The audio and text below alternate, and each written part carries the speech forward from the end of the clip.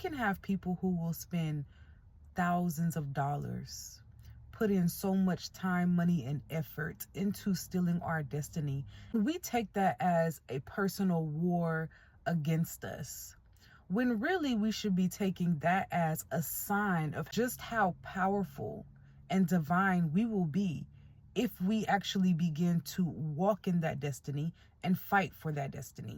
And destiny is worth fighting for, because destiny is what makes our life worth living. It's our purpose. It's our authenticity. It's our higher self. It's our connection to divinity.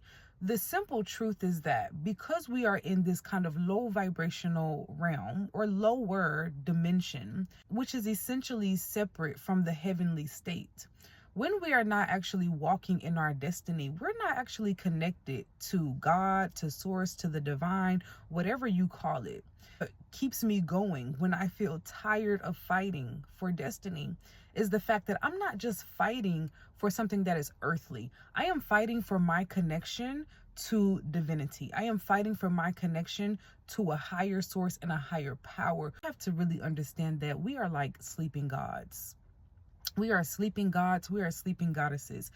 So we have to fight for destiny so that we can wake up into who we truly are as spiritual, godly beings. I always remind myself that what I am experiencing is between me and God.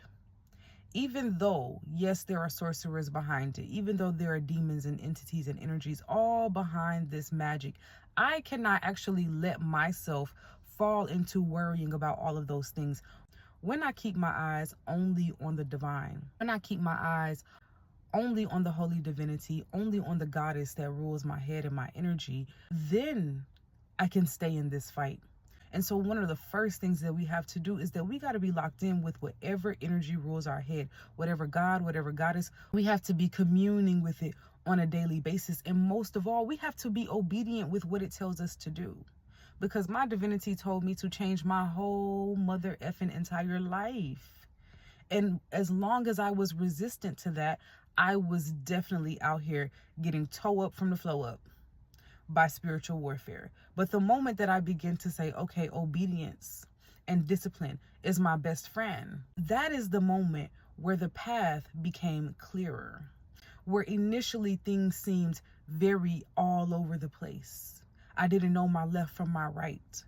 Everything seemed dark. But the moment that I just began to focus on the divinity, the goddess that rules my head, and the instruction that she was telling me to fulfill, the path became very, very, very straight. The truth that I have had to come to accept is that narrow is the gate. When they say narrow is the gate to heaven, narrow is the path to righteousness, that is very true. There are times where we like to dabble in the gray areas. There are times where we want to be 1 foot in and 1 foot out about our destiny, when we have to be actually 10 toes down, both feet in, whole body. We have to be fully committed to the path, or else it's going to feel like a continual back and forth between the heavenly state and the hell state. Because that is essentially what this journey of ascension is about. When we begin this awakening process, we begin to awaken to all the demons, shadows, entities, enemies, sorcerers that have been in our presence for a very long time. And then we have to climb our way out of hell into heaven. And then we have to maintain the heavenly state through a continual devotion to obedience and discipline. And so this path requires a lot of humility, y'all. A lot of humility to say, I trust that the higher force that walks with me is always going to know better than I am. And so I cannot lean only on my own understanding. I have to trust in the wisdom of higher forces, from ancestors to orishas to all types of divinities that govern this earth. Even the Mother Earth herself will give us instruction to be well on this planet. And so if you are like me, because I'm not above this, y'all, and so if you are out here feeling like you're losing your mind, your life is falling apart, you are feeling run down from the battle and from the journey, that is your sign that you need to reconnect with divinity. That is your sign that you may not be listening. That is your sign that you may not be trusting that inner voice and that intuition that is telling you, hey, this is what you got to do to help yourself. This is how you got to live now. Part of this journey is accepting that the old us is gone, dead and gone. That old us has been phased out. It's over. The best thing that we can do on this journey is accept that we are being remade all the way over again, from the ground up, from the rooter to the tutor, from the inside to the outside. Everything about us is going to change once we begin to actually walk in the divine path that was designed for us.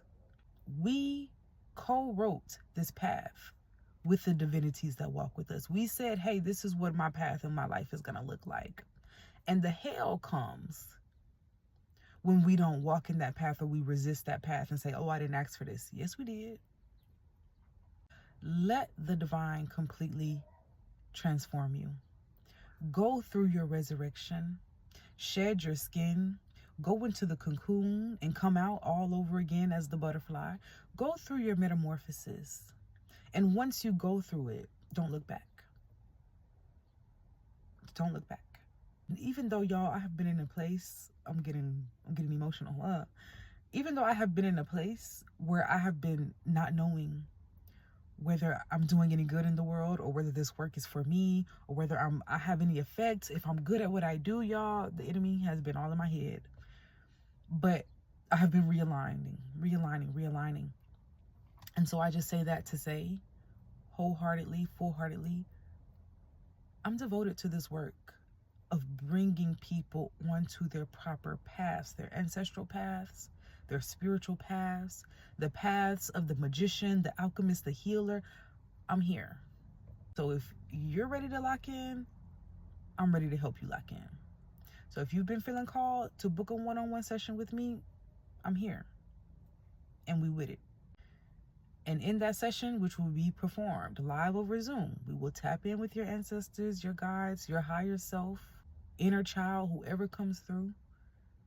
And we're going to find that straight path for you.